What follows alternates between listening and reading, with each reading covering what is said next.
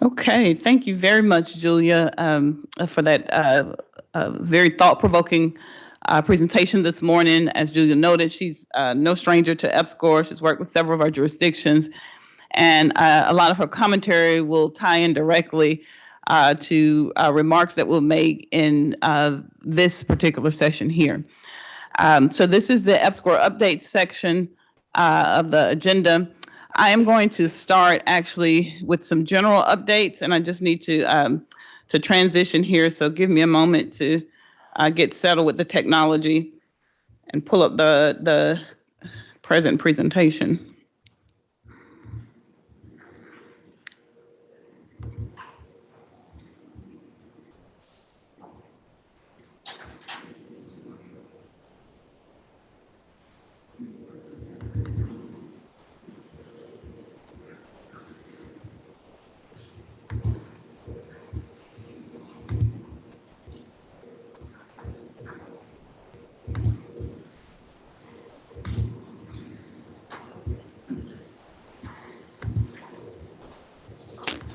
Okay, let's see here.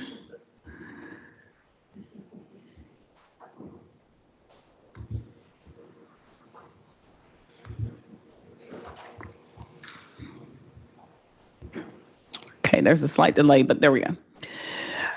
Okay, so good morning again. This is the EPSCoR updates session. And I'm going to probably talk about, I don't know, roughly about 35, 40 minutes. And then I'll hand off to one of our program officers, JD Swanson, who will talk a little bit more in depth about our new funding opportunities. And I'll do an appropriate transition during that time. So I thought it would be good, though, to start first with just some general updates, because while I have the PI community gathered, I do want to share a few things, and then I'll transition to NSF's response to the future of EPSCoR and talk a little bit at the high level about our two new programs, recognizing that we'll go into greater depth in the second part of this morning's session. So the first thing I like to do is just give you a few updates on staffing changes within EPSCoR, primarily so that you'll have an opportunity to meet some of our new program officers, but also there's been some change in leadership within our programs, and I want to make sure that the community is aware of those changes. So this is our dynamic, thought-provoking, hard-working fiscal year 23 EPSCoR team. And I'll just go horizontally across and say just a bit about each and their responsibilities within EPSCoR in terms of major responsibilities, primarily so that you know who contacts are. So first, I'll welcome collectively, probably since we met last virtually for our PI meeting, we have three new program officers. And I'll introduce them first. So Dr. Pinhas Binsby is a rotator from Virginia Tech. Pinhas, you may want to just stand even though your picture's up. Dr. Cassandra Johnson, who you just saw. Cassandra joined us actually from the biology directorate here at NSF, and we're just delighted to have her in EPSCoR now. And then Dr. Dina Stroud, who's online virtually. Dina is a program officer in our HBCU, Historically Black Colleges and Universities Excellence in Research program, which is also housed in the EPSCoR section. So in addition to those new program officers, we also have Dr. Regina Sievert, who's with us temporarily doing what we call a detail assignment in EPSCoR. Gina's home is in the STEM Education Directorate, and with a really interesting background. So if you haven't talked with her, feel free to do so during the remainder of the meeting. In terms of responsibilities, Pinhas is responsible for our workshops and conference proposal submissions. He leads up that investment strategy. So if you have proposal ideas around workshops and conferences, he should be ideally your first point of contact and easy to find. If you haven't engaged with him here at this meeting, feel free to shoot him an email.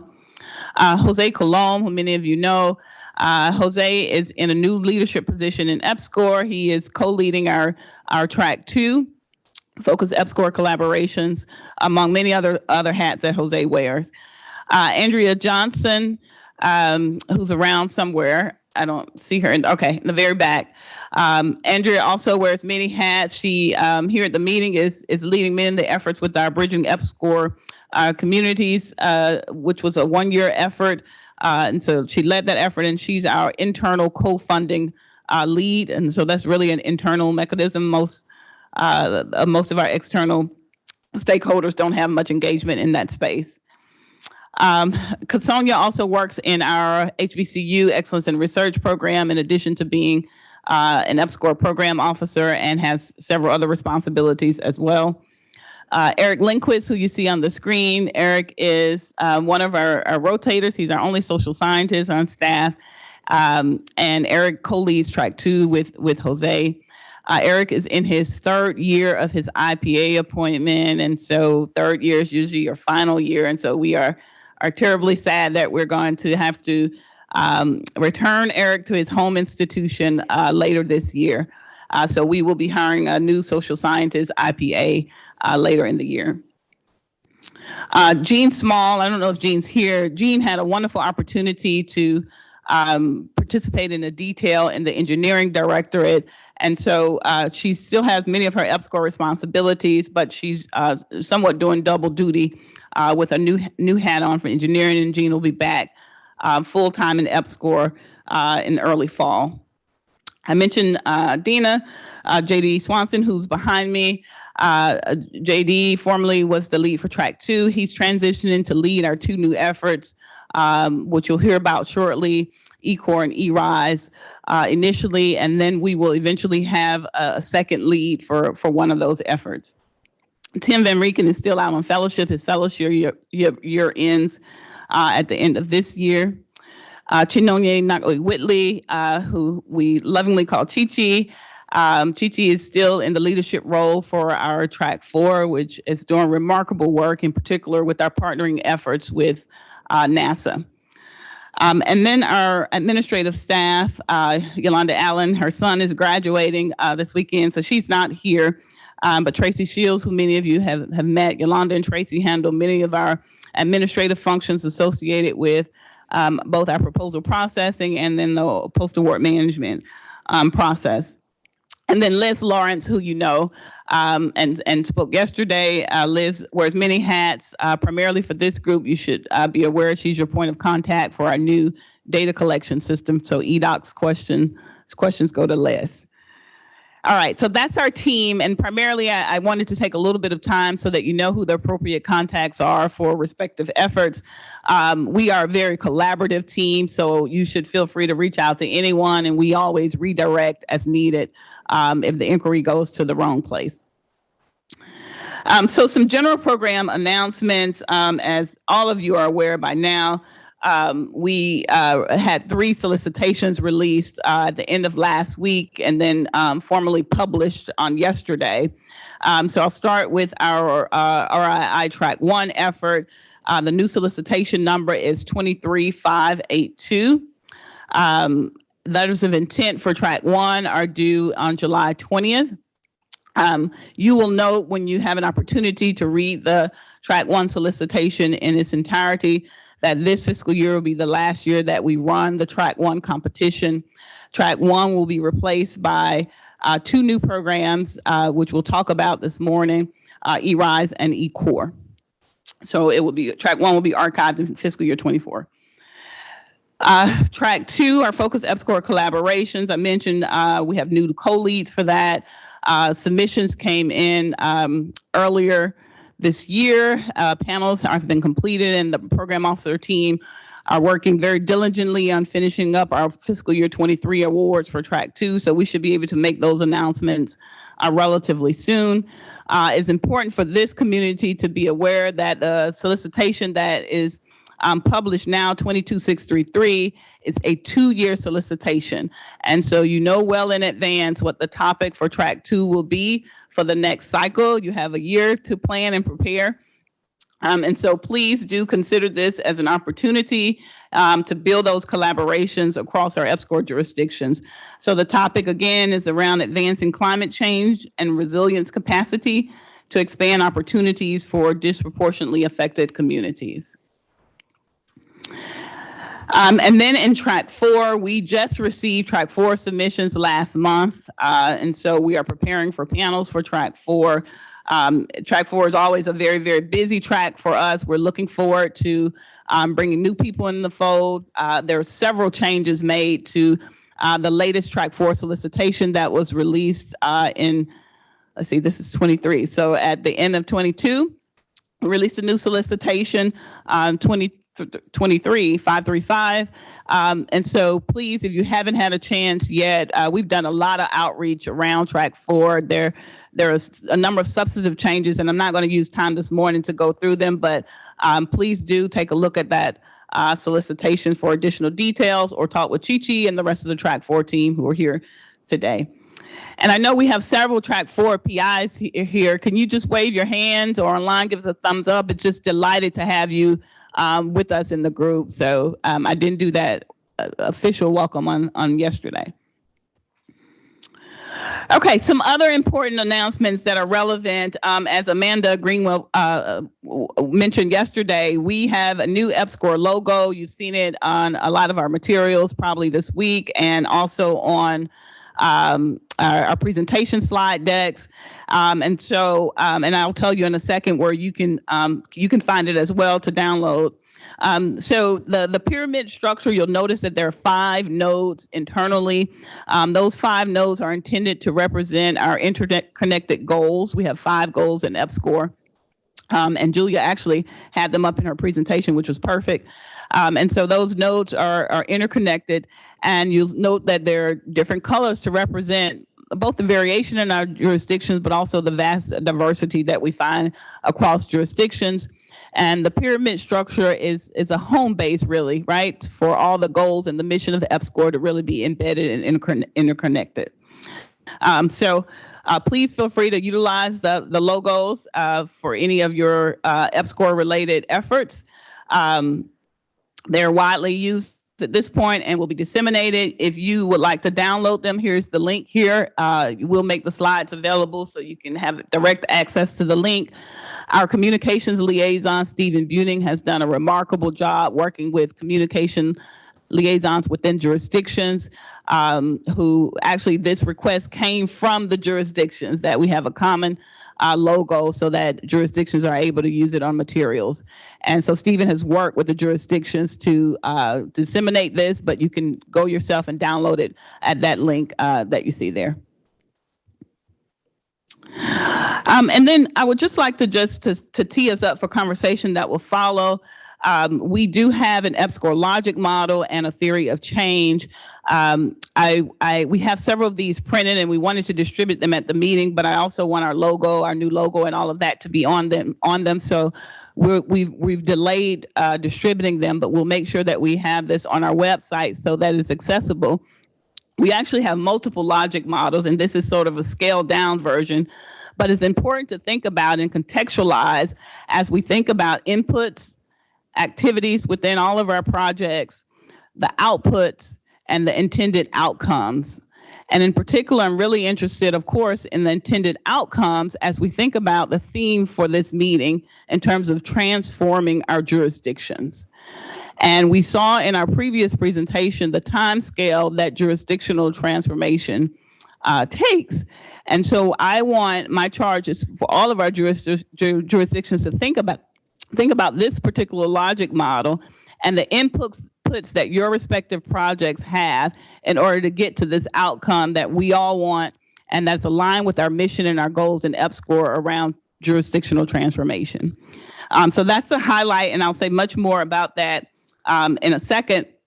And additionally, and if you've heard me talk in the last few months, which I've been around, so many of you you've noticed that I've been sharing this outcome indicator slide in almost all of my presentations, as a matter of awareness, so that everyone knows that its existence in terms of outcome indicators for the short term, the midterm, and the long term. And so when we think about success for our projects across tracks, these are some indicators to measure that success. I'm very rarely interested in graduation as a metric of success. There are lots of other factors and indicators that I want us to consider. So again, we'll make this broadly available once we put our logo and everything on it, and we'll have a one-page back and front flyer for distribution to share. The other thing that I do want to mention is just updates around CHIPS and science. As you likely are aware, CHIPS and science legislation was passed in 2022. There are several impacts to our EPSCoR program, to the EPSCoR jurisdictions as well. And so this slide just highlights a few of them. Please note that eligibility is frozen for the next 5 years per CHIPS and science. So that means there'll be no entry in or no exit out of EPSCoR during this time period. And so we will keep our 28 eligible jurisdictions for the next 5 years. We will internally continue to monitor our jurisdiction's progress. You know, at the beginning of each year, we generally publish an eligibility table. We will no longer have an eligibility table, but we will be transparent about progress, so we'll show a progress table. Instead, you still can find that in the same place on our webpage at the beginning of each year. Some other key points from CHIPS and Science that are relevant. CHIPS and Science has provisions around prioritizing funding and activities that enable sustainable growth in the 5 areas that you see on the screen. So 1, infrastructure investments within our EPSCoR jurisdictions. 2, scholarships, fellowships, and traineeships, again, within our jurisdictions. Partnerships between EPSCoR and non-EPSCoR jurisdictions with a specific request to develop administrative and grant management and proposal writing capabilities. Number 4, capacity building activities for our emerging research institutions, our minority serving institutions as well, including HBCUs and tribal colleges, and building sustainable innovation ecosystems. I'm highlighting this here because our 2 new programs speak directly to CHIPS and Science, and in addition to Future of EPSCoR, there's a lot of synergy between the 2. And, you know, over the last few months, my ask for all jurisdictions is that really you familiarize yourself with the report, Future of EPSCoR report, with the 2M study, and then, you know, at least these high-level points from CHIPS and Science so that jurisdictions could prepare themselves for, you know, somewhat of a shift in terms of mechanisms to reach our goal of jurisdictional transformation. So as we think about these things, you can think about, you know, the types of sessions we're having here at the PI meeting. We're trying to make sure that our community is aware of, from Congress's perspective, where are the priorities for our EPSCoR jurisdictions? And this is so important to me. I'm going to just come back to this slide in a second because I want to jump here and say when we look at the data, and we've mentioned this a couple times in other presentations thus far, we see that our EPSCoR jurisdictions are significantly underrepresented in proposals submitted to NSF over the last 10-year period. And so you probably cannot read the numbers, but you can see the trend lines, right? So on the left is NSF total, so that's all states, all submissions. And on the right is just specific to our EPSCoR jurisdictions. This is data from fiscal year 13 through fiscal year 22. I believe when we add the fiscal year 23 data, we'll see a slight uptick. We've seen some, we've done extensive outreach this past year, and we've seen some of the fruits of our labor in 23. But right now, we're just looking at fiscal year 13 to 22 data. And so, again, that first line is just proposals submitted, proposals evaluated, proposals that have come in. And I want you just in particular to look at the DIPs for EPSCoR. And so my message here is we cannot fund more proposals if we don't have proposals to fund. So I always say the thing I know for sure is a proposal that will not get awarded is the one that we don't have. And so it's really critically important to see us represented in the pool of submissions in order to even begin talking about if we need special efforts for our jurisdictions. We don't have data to support that because we don't have proposals in a lot of our programs. So that's a critical point to note. As we think about for CHIPS and Science, there's an overall provision that, you know, by fiscal year 2029, 20% of the NSF budget will go to our EPSCoR jurisdictions. And again, this is not to EPSCoR program is to our jurisdictions. And so what does that mean? It means we have to see ourselves represented in the data here, because it's not about seeing yourself represented in EPSCoR. The money is outside of EPSCoR. That's where the big dollars are. EPSCoR is a very small percentage of the NSF overall budget. And so we want to see that you're key players in the rest of the NSF budget in order to reach this overall goal of 20%. A question that I'm asked frequently is, can our jurisdictions absorb and handle an increase in this funding? And I know that the talent is there. I know that the ability is there.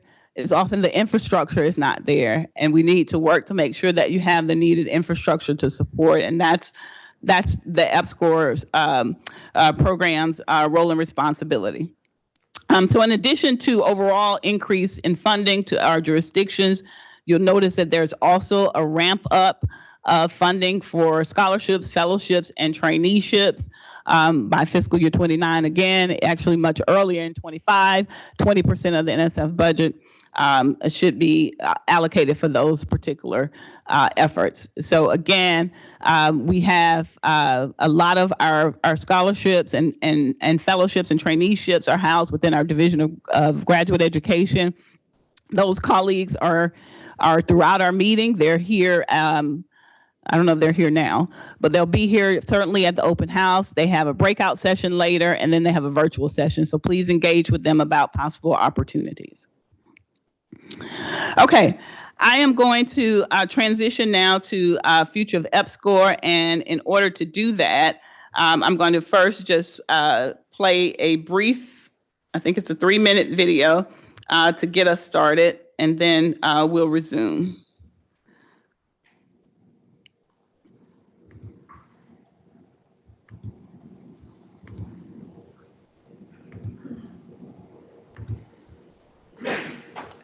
And I don't know, but I didn't share my audio, so just a second.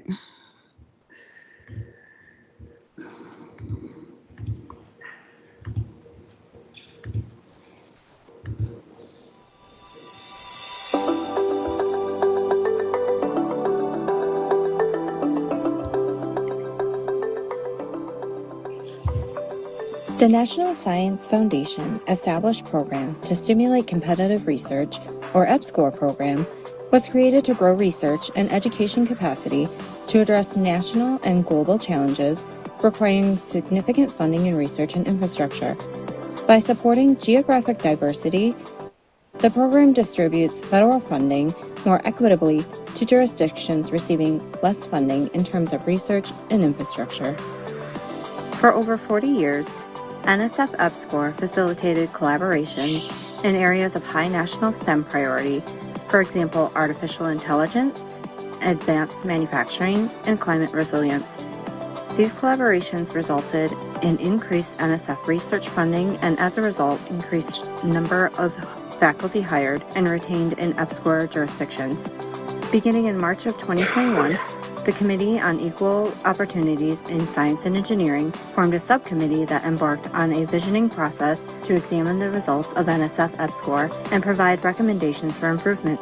Led by Dr. Jose Fuentes and Dr. Kelly Rush, the subcommittee produced the Future of NSF EPSCoR report, which identified 8 recommendations in 4 topic areas to advance the EPSCoR program goals. At the center of these recommendations is the goal to expand and support human capital within the NSF EPSCoR jurisdictions. This begins with recruitment of highly competitive and capable faculty, technical staff, and students. To support them, and especially those from underrepresented groups, EPSCoR will expand research and collaboration opportunities. Recommendations also target institutions, organizations, and communities that have been less able to participate in the science and engineering enterprise. The committee recognizes the need to invest in research infrastructure, not only the physical construction and modernization of facilities, but also the research relationships across jurisdictions. EPSCoR will invest in constructing and modernizing research facilities and explore opportunities to fund collaborative proposals across multiple jurisdictions. EPSCoR can pursue these recommendations by enhancing its partnerships with other other federal agencies and integrating EPSCoR across the National Science Foundation to develop programs that more effectively leverage the unique strengths and priorities of EPSCoR jurisdictions. The Future of EPSCoR report provides fertile grounds for EPSCoR's future and advances geographic diversity in STEM research and education. Together, we can catalyze science, discovery, and innovation in EPSCoR jurisdictions and across the U.S. Okay, I know we have at least a few people from our Future of EPSCoR, Envisioning Future of EPSCoR committee with us present. So if you're here, would you mind just standing? If you're online, it would be great if you could turn your camera on, or at least let us acknowledge you. You put in a great deal of work for this report, and yep, I see there. So greatly appreciate. Thank you.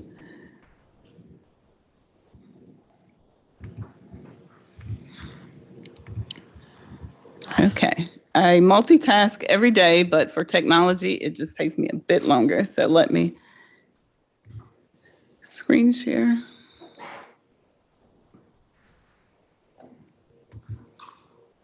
Okay, so thank you again, committee members, subcommittee members, for the very dedicated and thoughtful report that you put out.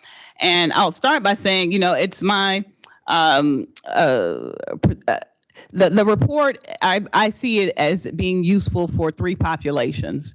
It's certainly a report for NSF. It's a report for the EPSCoR program, and it's a report for our jurisdictions. And so, as I'm talking with jurisdictions, one of the first questions I often have is around, what types of conversations are happening within your jurisdictions with regards to the report. So it's not just a report for NSF. It's critical that our jurisdictions as a whole are not only aware of the report, but also talking about, where they see the report's recommendations positioning the jurisdiction in the future. And that's a complicated and multi-layered discussion and conversation, and it'll take some thoughts. And we hope that the new programs will help jurisdictions do that. So what I'll start by saying is that over the years, the NSF EPSCoR program has had a ton of inputs, and I'm not going to go through this, but you can see over the last 44 years, we've had a number of studies. We've reacted to a number of legislation pieces. We've created new programs and new efforts. And then CHIPS and Science comes and gives us some additional provisions and mandates to consider.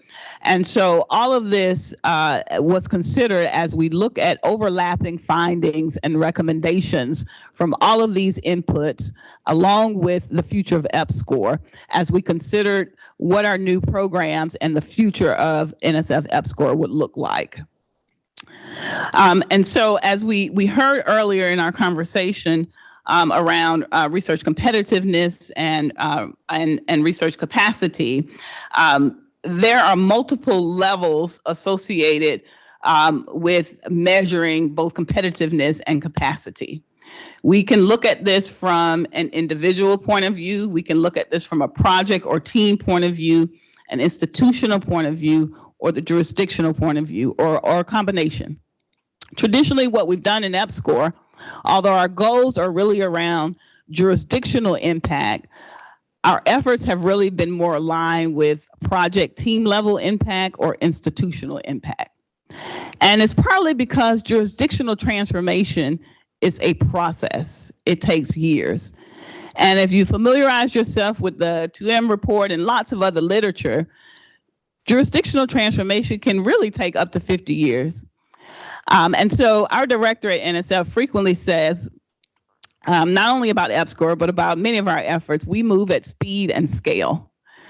And so when we think about jurisdictional transformation taking years and years and years, how can we move that transformation at a speed that is measurable to all of our stakeholders and to you within the jurisdictions?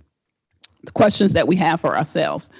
So 5 critical points, and I probably put 4 on this slide, to contextualize our response to the Future of EPSCoR report. And so as we heard earlier, and as you know yourselves, there is great variability across our jurisdictions, right? So what works in Maine is completely different from what works in Alaska.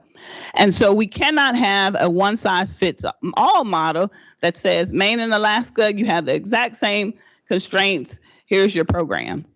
If possible, I would like to give Maine and Alaska an opportunity to say, these are the needs within our jurisdiction. We want to grow in this particular area because of the needs for our jurisdiction. NSF, help us do that. How can we do that? Secondly, EPSCoR is interested in impacts to the research ecosystem. So we heard this from the Future of EPSCoR report. That's recommendation number 1. We have to look at the ecosystem. We can't look at the institution or the individual. It's about the system. And so we target multi-dimensional outcomes across the multiple levels. And so this is when our hybrid logic model comes into great play. When you think about our outcomes indicator that I shared earlier, we're looking across levels. And also, again, the 20-year view or longer is needed really to see that impact. And then you've heard me say a few times during this meeting alone that EPSCoR as a program in and of itself is really a small financial contributor when we talk about jurisdictional excellence and competitiveness. And I think it was Prakash who mentioned earlier, we have to also think about what are states putting in, and not all states are there yet. So it's a messaging campaign, it's a communications, it's partnership building. But EPSCoR, NSF even, cannot be the do-all when we talk about transformation of a jurisdiction. It's a partnered effort across many components. So sustainability, speed, and scale in our jurisdictions depend on more than just the EPSCoR program. And so that's why I started this by saying, I'm really interested in knowing what kinds of conversations are being held within the jurisdiction. So it's not just NSF, what are we doing, but also what are our jurisdictions doing and our other partners. And you may remember, for those of you who attended the PI meeting last year, I shared with you my vision for EPSCoR and my priorities as section head of EPSCoR. And I'll just underscore them very quickly without going into the level of depth that I did last year. My priorities are to expand opportunities for our research ecosystem. And so again, we talk about ecosystem, we're talking about all the players in the research ecosystem. And we'll tell you a bit more about that in a second. Assess our impacts in optimizing jurisdictional research competitiveness. So it goes back to what are we measuring? What are our outcomes for measuring? And what are our indicators for success? And increase in participation of diverse institution types and individuals within EPSCoR. EPSCoR should be an opportunity for any institution in an EPSCoR jurisdiction that wants to participate. We should have programs for anyone who wants to participate. And that is an absolute priority for me. So those are contextual points to share with you as you process our 2 new programs. And so as I think about what our overall response will be, and I'll try to, I'm going to make these remaining comments in 10 minutes so we can dig into our programs and have enough time.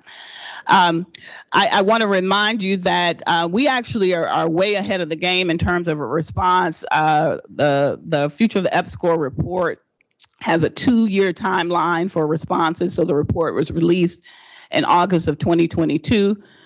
We're ahead of ourselves, but I'll consider it on schedule for my timeline for releasing our implementation activities 1 year later, so August 23.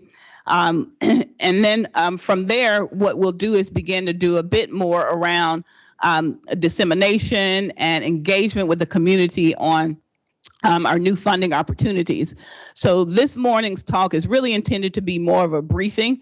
Just you haven't had time yet to really read solicitations, digest materials. So we're giving you a very high level overview with notice that there's a lot more coming. And by a lot more, I mean, we're going to have webinars, we'll have office hours, we'll have extended opportunities for the communities to engage with us on these new opportunities and certainly ask questions and talk about scenarios within your respective jurisdiction. So know that that's coming. Just really quickly, our director often says that NSF is addressing two urgent challenges for our nation. The first one is very applicable to us here in EPSCoR, lack of opportunity for every talent that's present in our nation. And so as we think about our response, it's important to remember that we're thinking about addressing that aspect as well. So really quickly, here's some additional framing for our early response. One is what the community and our listening sessions have told, along with all of the work that we've done with the report, is that the Track 1 mechanism is monstrous. And we know that. We ask you to do a lot in Track 1. And what the continuous feedback that we got during the Envisioning Future of EPSCoR report process is that you wanted more Track 1s, you wanted to either do less or have a more defined set of responsibilities within Track 1s. You wanted additional funding because of inflation and a number of other reasons, all the different components of Track 1s, and a host of other things. And so we took that feedback, we heard you, and we agreed. We said Track 1 is asking a lot of our community. How can we take the things that Track 1 is doing well and put it on a scalable level so that our community can better engage with what we want to see in terms of outcomes for Track 1. That's one thing. We recognize the important piece of maintaining our research cores, but we also want to make sure we're developing a critical mass of researchers across the jurisdiction. So going back to that research ecosystem and going back to inclusivity in our jurisdictions and also across our STEM disciplinary areas, so that we're not only looking at depth in a particular disciplinary area, but we're looking at breadth of topics. And so that a jurisdiction doesn't have to necessarily focus only on one disciplinary area. We also are interested in support beyond the limited ability for seed funding, again, within a particular area. This is straight from the community. Support in development, implementation, and evaluation of innovative systemic change strategies. So we can move at an incremental pace, or we can move at a systemic change pace. And I'm much more interested in the latter. And I want to talk with you about what that looks like. So the overall question is, how must our investment strategies in EPSCoR change to more rapidly increase the outcomes that I'm telling you about? So I told you our director talks about speed and scale. So we can move incrementally, or we can think about how can we move at a systematic level so that we see these increases more rapidly in terms of jurisdictional transformation, that we're not waiting for the 50 years. So our response is via two new programs, EPSCoR, EPSCoR Collaborations for Optimizing Research Ecosystems, and then ERISE, EPSCoR Research Incubators for STEM Excellence. And I'll let JD will dig into great depth and talk about both of these programs.